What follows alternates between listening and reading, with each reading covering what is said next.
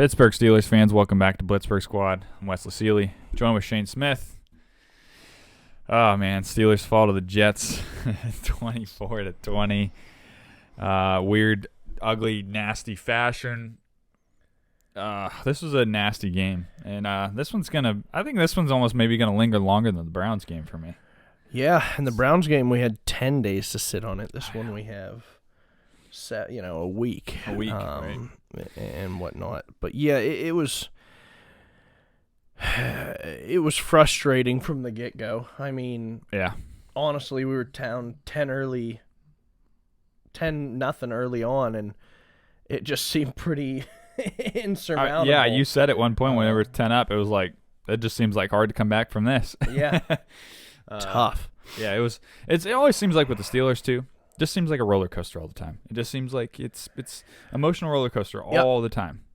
You get in the down, the lowest of the lows, and you kind of come up to the highest of highs, and maybe back mid, down to the lowest of lows, back up to the high. You never know what's going to happen or how it's going to look, but it's some kind of roller coaster. And it can never be we blow this team out of the water or we get blown out. Yeah. It's always, let's keep it close, let it go until the very last drive of the game, whether it's us, whether it's them, to see whether we win or lose it. And it's like, you take years off of my life.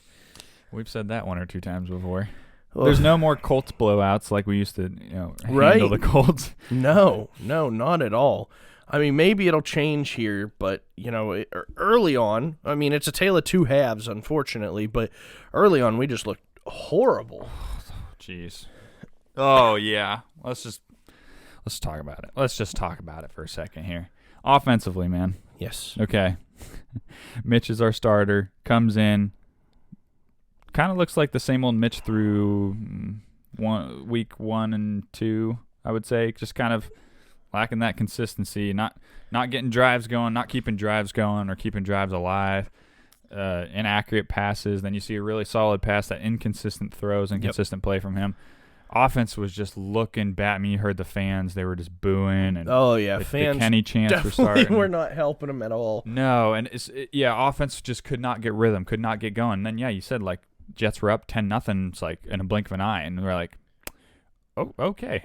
Is our offense going to be able to actually climb that hill and come back? Yeah, it doesn't. It didn't seem like it at all. And we got a field goal. And then we got a very, lucky end of the first half field goal, 59-yarder by Boss, just absolutely hammered it. Mm-hmm. That cut that lead to 10-6, but it still just didn't feel good at halftime. You just felt that the defense was definitely keeping you in the game and trying its best. While your offense was continually stuttering out, which is the same MO that we've heard. And like you said, Mitch would make some nice throws and then followed up with some bad throws. Our offensive line would look okay, and then all of a sudden it would just, a three-man rush just absolutely collapse the pocket. Mm-hmm. And so it's just sitting there and you're like, oh my gosh, like this is tough to watch. And I legitimately thought and said to you, like, I don't know how Browns fans did this for 20 years, because this had to have been like, especially like an 0-16 season like the Browns have. Like, I'd have jumped off that wagon a long time ago. Yeah. 20-ish years of sucking. I'm sorry, but like, at some point you got to realize that a spade is a spade, and you got to jump off that boat. Yeah. Like, sometimes it just takes a while. We're so used to winning too. You know what I mean? Correct. With Big Ben in there, we've been so used to the past 17, 18 seasons. Yeah, we have that winning culture instilled into us that, we get spoiled. That It's like, oh, wow, yeah, we've had lackadaisical offense for how many years, but we're now 1-3, but at the time 1-2, and geez, it just felt like the world was collapsing because you just knew our offense was underproducing compared to the entirety of the NFL and what the NFL is today. Because the NFL is, you have your stout defenses, but even if you have a stout defense, you better dang well have an offense that can probably score 4 touchdowns a week. Mm-hmm. And that's how you're going to resemble anything. Or look at the Chiefs, and it's, maybe we don't need a defense. We just need to score 40 points a week and stuff like that, to where it's you're like, well, our offense might get 13 a game. Maybe. And it's like, well, our defense cannot hold back that for extended, Not at all. Trying to hold a team under 13 points is impressive. Right. And it's especially just not when your offense is stalling out 90% of the time. Like you said too, right up to the halftime point was a 10-6 there. Just it seemed like even with the 2 field goals to get us to 6 points, make it a 4-point game there, it just seemed like we kind of knew or thought coming back into the second half, we were like, man, this is going to be a long game to get through. Like, our offense is just sputtering. You can't get anything going. Defense is going to have to play however many more snaps. And it was just that thought going into it. And 10-6, and it's like, okay, yeah, that seems close. But when you looked at our offense playing that first half, it just seemed like this is going to be rough. Yep. Second half comes rolling around. And all of a sudden, it's, people are coming out, and now we couldn't. I was going to say, we should have maybe started with this. We were not getting the game. Correct. We saw maybe the first quarter. We got to stream a little bit of it, and then it cut out again. But NFL did not have in our area to be able to see the game. So we were watching bits and pieces. We were listening to it majority of the on time. audio. We were trying to look through like Red Zone and other things to try and find highlights of anything whatsoever because we couldn't see it. So then second half comes, and we couldn't find anything at all. And so we're kind of like listening to the audio, but checking like Twitter. on Twitter, and all of a sudden Twitter's like, Kenny's got the helmet on. Kenny's got the helmet on, and Mitch has the hat, and that's exactly roles reversed. And Kenny's been warming up, and Kenny's with the quarterback coach and stuff. And so I'm sitting there, and I'm like, okay, like whatever, it doesn't mean anything, like because we can't see it. And then like people are like, no, Kenny's on the field, like Kenny's going to play. Meanwhile, we're sitting there thinking, oh, of course Kenny's going to come in when we're not able to watch this thing, right, too. Yeah, of course. It's going to be one of those where the NFL doesn't have it on. Yeah. Because the Steelers stink, and then Kenny comes in for his first game time action when you can't even stream it. And so Kenny comes in, and it's just there was a difference in that offense. It was a comfort level that Kenny ran a college-type offense with a little bit of NFL sprinkled into it. He ran Canada's offense very, very well. And I mean, the thing to me is maybe Canada was kind of setting Mitch up to lose, but it seemed like, at least listening, that Kenny was throwing a lot of darts in the middle of the field. Like, I know he was going to Muth quite a bit and stuff, and I know he was taking a couple of deep shots on the outsides, but at the same time, it kind of seemed like there was more people in the middle of the field. Now, was that by design to help Kenny and not to help Mitch, or was it just that's been happening the whole time, but Mitch just complained about it because it was one guy instead of 4 guys? I don't know. Well, it was hard, too, to tell because it was like we didn't get to watch it. So it's I also wondered, too, if with that first half, geez, Trubisky's pocket awareness and presence was horrible. Bad. Standing there like Big Ben was. And wasn't stepping up, wasn't rolling out if he had to. And then you just kept hearing like Kenny rolling, or Kenny rolling out to the right, or Kenny using his feet to go scramble, and make some yards out of it. Or if Kenny seen a play developing and knew he was going to take a shot, he stood in there, threw the ball, took the shot, and had no problem with it, got up to play the next down. Quincy Williams came in. I was going to say that one over the middle to Freiermuth. Yeah, that was a play just like we saw in the preseason. He just made that, stood in there, knew he was going to take the shot, but just delivered the striker in the middle. And that's what down to the 2. That's what you want your quarterback to do, though. Like, be able to stand in there and take the pressure, take the hits, deliver the pass. No matter what. And it was a spark. The line seemed to play better. The wide receivers seemed to do better. Deontay Johnson got his first, I think he had 2 receptions the whole game. He got both of them when Kenny was in. Muth looked a lot better. Najee was looking better. It just seemed like there was so much more positivity going on, which is a shame because I feel bad for Mitch, but at the same time, we've kind of seen what we've seen out of him. And when Kenny goes down and he scores, two drives, I think, in a row, and puts us up 20-10, we're feeling pretty good. I mean, we feel like our offense and that is finally all of a sudden clicking on all notes and that, and it was a nice switch. Yeah, I was going to say, especially when you're used to your offense not conducting drives that you can just put together and put together positive plays and positive drives, keep that offense on the field. It was nice to finally see him go down the field on a couple of those drives. Well, not nice to see him, but nice to hear it. Right. Because we weren't watching a lot of it, but nice to see them go down the field and actually put some points on the board. And Yep. might not have been like, super crazy, sexy plays because Pickett just scrambled in, 1 and a 2 yard rush. I think one was a 1 yard rush and the other one was a 2 yard rush. One was 1 yard and a 2 yard. Yeah, so nothing too like super crazy, but I mean it works and whatever. He fought in for both of them too. Yep. The one he got a second effort for, the second one he had to stretch for. I don't know. He definitely played with some heart. I think too, just kind of like overlooking like the whole offense too, and going back to Mitch, he threw 1 pick in the first half off of Deontay's hands. You could blame it on Deontay. Then in the second half, Pickett threw 3, 1 being the final Hail Mary. But yeah, 1 being the Hail Mary, 1 being a 50-50 ball that heck of a play by Joyner. Could Chase have adjusted somehow and maybe gotten that? Maybe. Joyner, just like the way he was angled, it didn't look like it was possible for him to break it up. He was able to break it up. Kudos to him. And then the ball just bounced directly into the other guy's hand. Tip. Yep. I mean, it just went exactly where it needed to. And then the other one, Kenny blamed that one on himself. He was trying to throw it higher so Freiermuth couldn't get to it.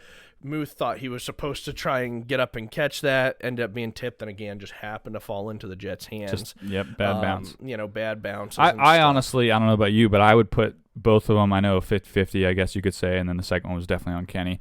Hail Mary's just whatever it is, what it is. Mm-hmm. But those first 2, I would put both on Kenny, and just more so the fact, like, the first one, maybe 50-50, but it was 2 guys there. If it was one-on-one, I guess. Right.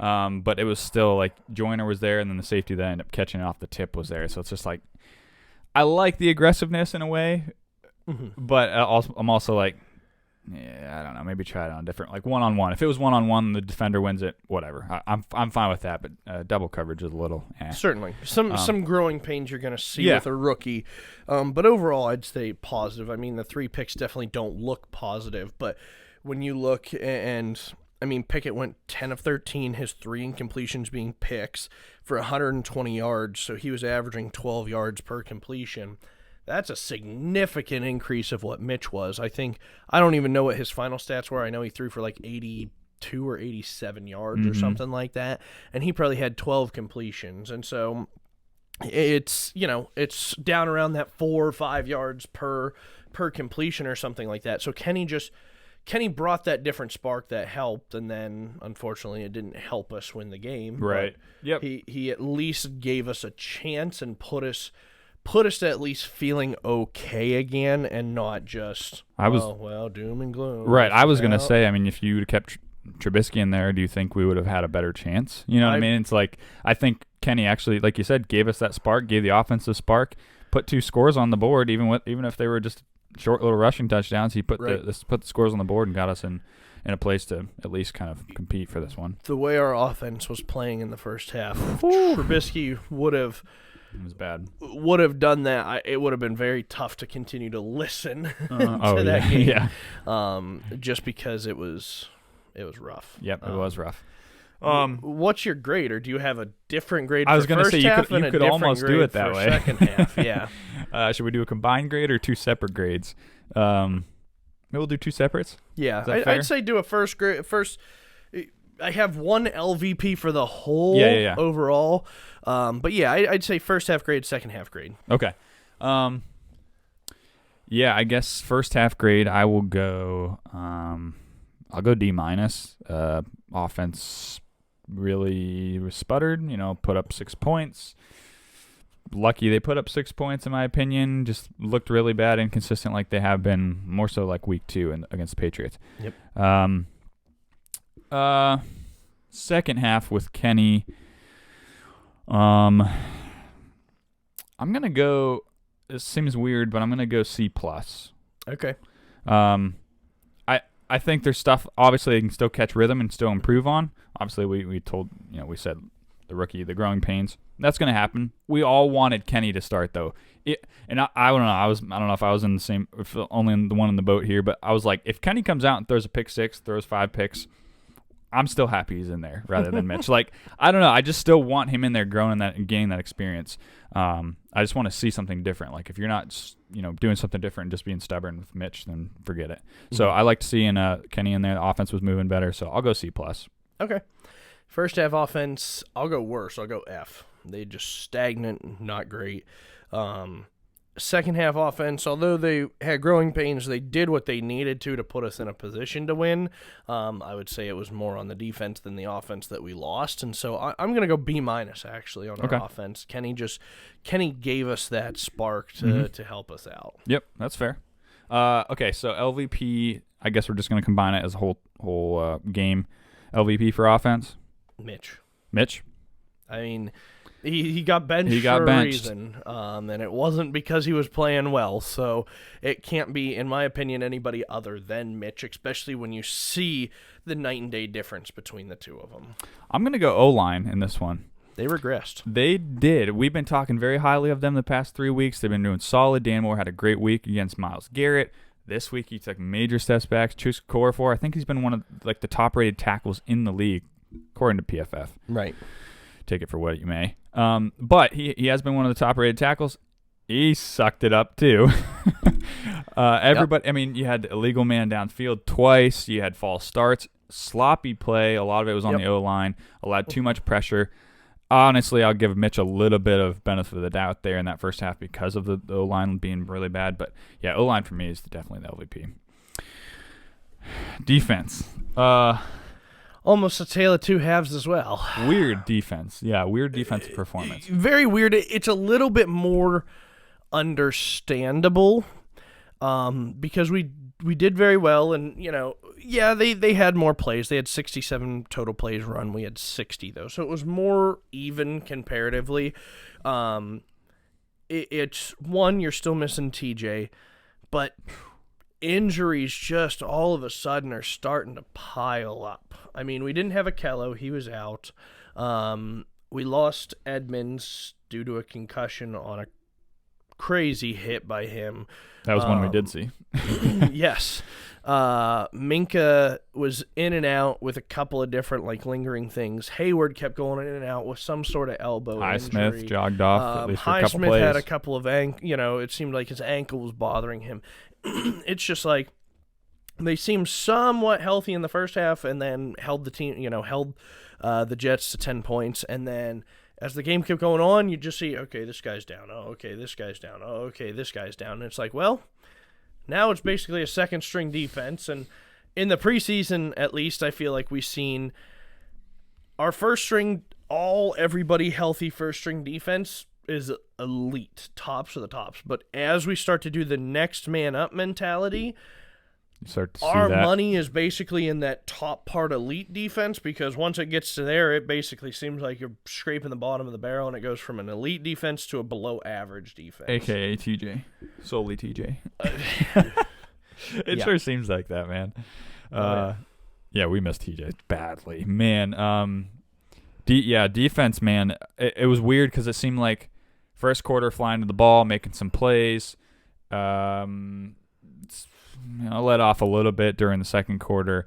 Then the second half, they even caught the spark with Kenny coming in. Mm-hmm. Like, they got sparked. Minka got the pick. Mink got a pick. Almost was a pick six. Almost. Because it almost got my bold prediction correct. And he was out at the 4, but it turned into another touchdown. I was going to say, turned into points there. Yeah, just defense was stopping the run from what we heard when we were listening in. They were flying around the ball. But, man, that fourth quarter, going into the fourth quarter, I think 13-some minutes left in the fourth. Yeah, 13-some minutes left in the fourth, and we got a 20-10 lead. And, yeah, I get it. Pickett throws a pick in the fourth quarter. I get it. I understand that. But you can't let that. I would say your defense, even without TJ, you got Cam Hayward, you got Ogunjobi, you got guys back there, Minka in there. They should have. Highsmith, who I believe is still leading the NFL with sacks. I think you're right. Those guys should have Pickett's back. My opinion, someone's got to step up on the defense to say, okay, rookie made a mistake. Let's cover him. Let's get the ball back, get a stop, something. And they just didn't step up to the challenge. They let Zach Wilson, who hasn't played a game this regular season, right, and come in and basically kind of tear apart our defense in a way of putting 2 touchdowns up late. And he's got a rough O-line, and it showed because Highsmith was all over him. Highsmith was getting there, man. Highsmith had his first sack, came in, almost had a second one, And then he almost had, I think it was 3 more after that, and every single time Zach Wilson either threw him off or squirted out from the sack. Yeah. That it's like Highsmith legitimately could have had 4 or 5 sacks on the day. Yep. And he just, for some reason, could not wrap this man up to throw him to the ground, which is so weird because, if TJ was that guy, TJ's not letting him go for the life of him. TJ'd pick him up and body slam him. Like, it's one of those that, like, small things like that seem, harmless, or it's like, oh man, he didn't get it. Well, that extended drives most of the time, or it didn't push them back and it created a positive play instead of a negative play. And so instead of Highsmith being at, 8.5, 9.5, 10 sacks on the day, or, for the season, it's, well, now you're at 5.5, and 3 or 4 of those sacks you let him get out of, and he was able to throw the ball away, or he was able to run the ball to get a little bit of extra yards, or he was able to throw it down the field because at that point the coverage had dropped back, and it just, the pressure wasn't getting there, and the only person with pressure that was getting there was Highsmith, and he just wasn't making the tackle. I was going to say we're 3 weeks without 3 football games without TJ, and I think you're finally starting to see, well, not finally because people saw it right away, but overall, you're starting to see the effect, the TJ Watt effect. Yep. Without TJ, your secondary just becomes, it's just your secondary isn't. Oh wow, you're getting 4 picks or whatever it is on Joe Burrow, 5 picks, whatever it was on Joe Burrow week 1. Mm-hmm. Oh no, you're a secondary that's giving up first down after first down after first down after first down, and you're just playing soft, and you're playing off, and that pressure is not getting there from those guys that are blitzing or just a 3-man, 4-man rush that we usually would run with TJ. Yep. They're not getting home, and they're not getting there. And like you said, Zach Wilson does not have a very good O-line. Like, they'd have been struggling for most of the part of the day. They just couldn't get there in the fourth quarter. You didn't hear it. You didn't hear that they were getting to Wilson, pressuring him, making him throw it here or there. I don't know. The rush is really becoming kind of our kryptonite without TJ. You know what I mean? It's almost like we're just kind of a soft defense now without him. It's kind of a sad thing, but hopefully TJ can come back soon. But man, it's been a rough go without him. Oh, it's been terrible without him, and it's one of those where I get they don't want to change the defense, but our defense completely lives and dies by our front getting to the quarterback to save our back ends back, and it's just not happening. And so therefore, when you only have Highsmith, because Cam does not look that great, Ogunjobi and Leo look, they don't look bad. It's just they're more run stoppers than pass rushers. And Malik Reed's, he again seems to be more run stopping capable than pass rushing capable. It's like, well, when you got one guy instead of 2 guys, or even 3 that are getting to the quarterback, all of a sudden this zone coverage crap that we love to run starts to break down, and all of a sudden it's just, it's, as I'd say, the Tom Brady is, he can just be like, oh, okay, this is the kind of zone that you're playing. I'm going to wait till it's here, and I'm going to wait till it's here because I know I have the pocket to do so. Yep. And I'm just going to literally pick you apart 20-20. And it showed, I think. Yep, I agree. Yeah, the defense is pretty rough right now. We've seen it the past couple of weeks here, whether it's stopping the run, stopping the pass, just haven't been able to do it. And it all comes down to, I think, getting the pressure and stopping the run and getting the pressure. So, okay, so defensive grade and LVP.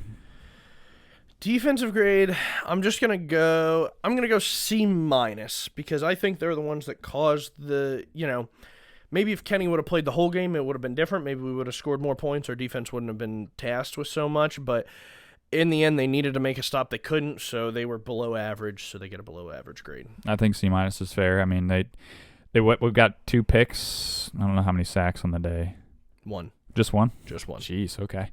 2 picks, 1 sack. And yeah, I just think allowing 14 points in the fourth quarter, that's a dagger. Ugh, that's rough. That's really bad. LVP? LVP, you could name quite, I feel like a few things. You could name Cam or Reeds or something like that. I'm going with somebody who had positives, but more negatives than the positive that he had. I'm going with Highsmith. Okay. Because you should have gotten more than 1 sack. You should have created more pressure and more uncertainty with Zach Wilson and made him a little more panicky, and you didn't. So, yeah, 1 sack, that's great. Kudos to you for your numbers. However, what it's not showing is what you missed, and you missed a lot of stuff to keep those drives going. Mm-hmm.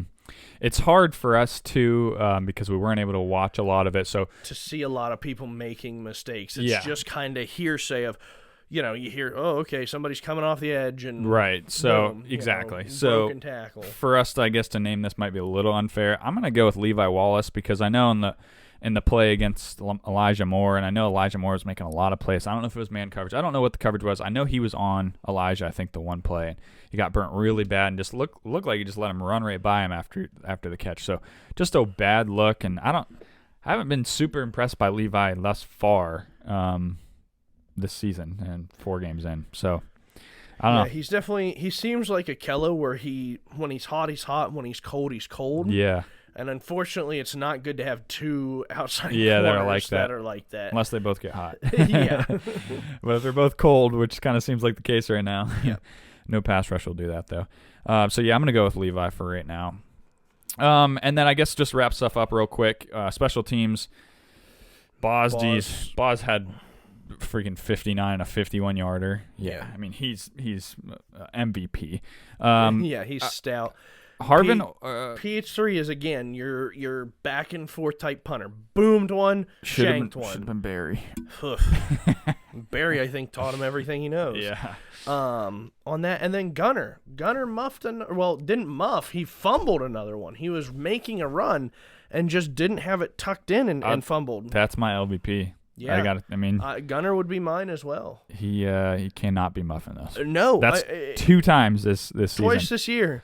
I mean, maybe he's missing the Patriots, and maybe he's missing Bill Belichick or something like that. But I don't know, man. It's what like, the heck? come on, it's twice more than I believe he did it last year, and it's just and not even bad, unacceptable. Yeah, no bad weather or anything too. You know what I mean? It's just weird. Yeah, he's my LVP for sure. So I mean, a grade for them, I'll go a B. I'll go flat B. I mean, Boz played his heart out, of course. Boz killed it.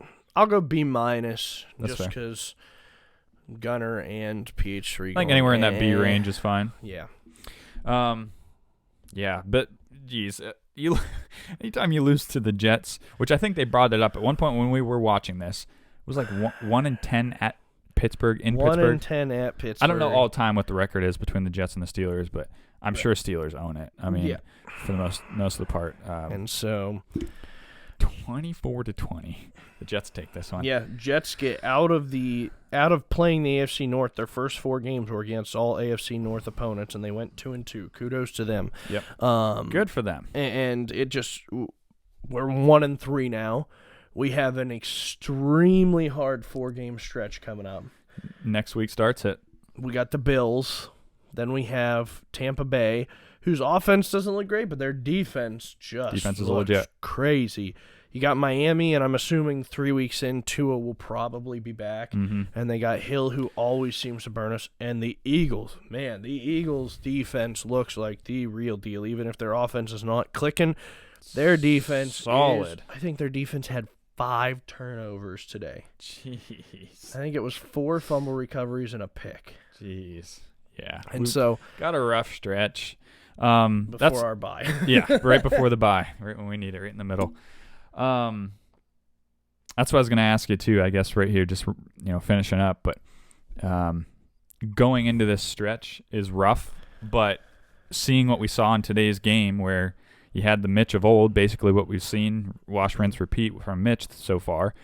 Then you bring in Kenny for the second half, who no one, I think, people were hoping for, but I don't think really anybody saw that coming. Was not expected for me. Yeah, we kept talking about it. Are we going to see him? When are we going to see him? Is it going to be maybe around the bye, sometime around there? Right. So he has extra time to prepare, and after the rough stretch, I don't think they're just going to throw him to the Wolves. But here we are, week 4. Kenny's come in for second half. And Tomlin was non-committal on who his starter is going to be next week. But to me, you can't pull somebody to put the rookie in and see the rookie play better, even though there's the 3 picks, play better, spark the offense more, and then go back to the stagnant offense again. It just, at this point, you pulled the Band-Aid off, run with Kenny for the rest of the year, for better or for worse. Right. Run with him, because I think it would hurt more to pull him now than it would be to bounce back and forth and be like, yeah, we're not going to play you the next 4 weeks because it's tough.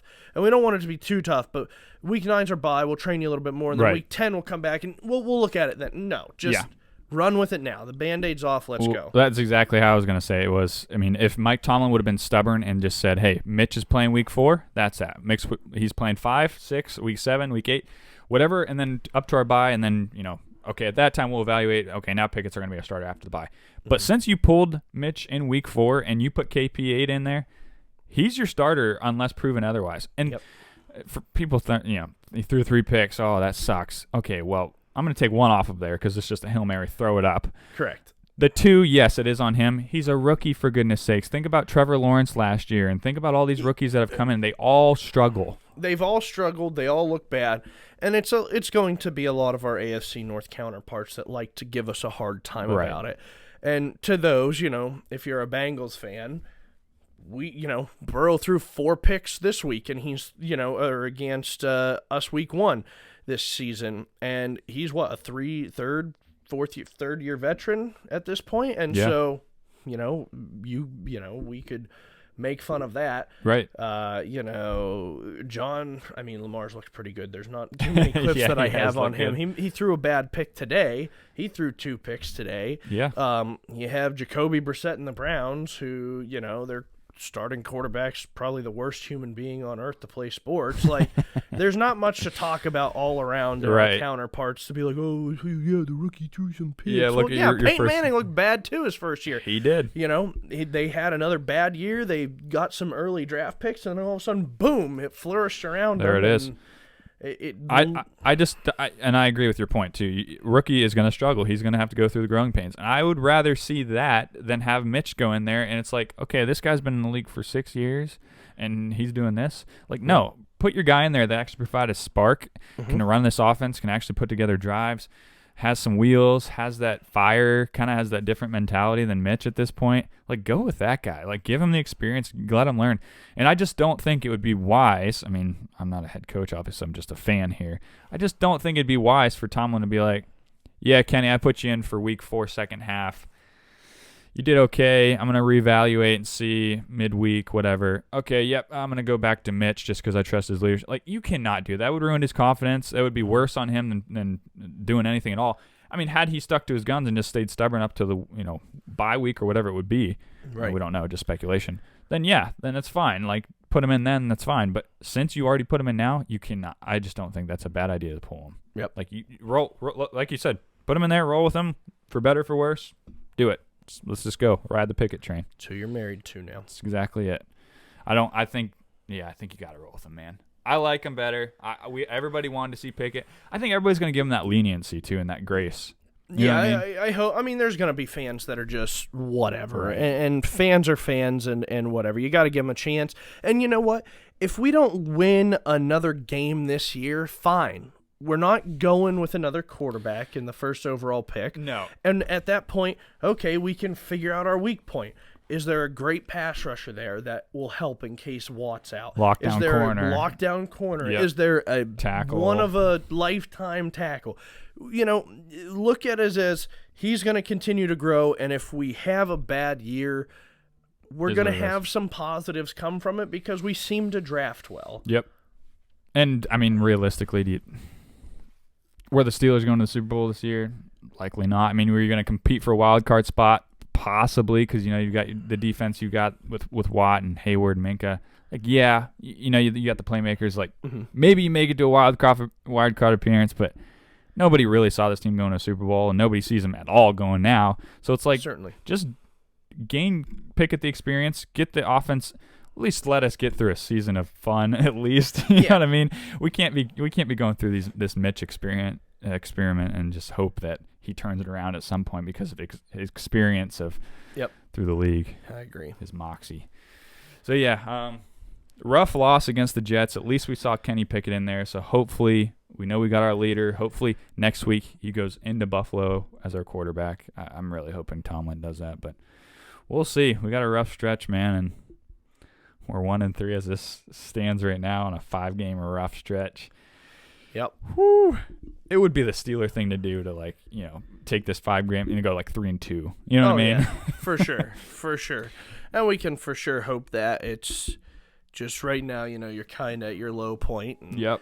You're like, okay, where's this gonna go to kind of determine our next week, and yep, we'll figure it out. We will. We'll see more during the week, I guess. So, all right, man.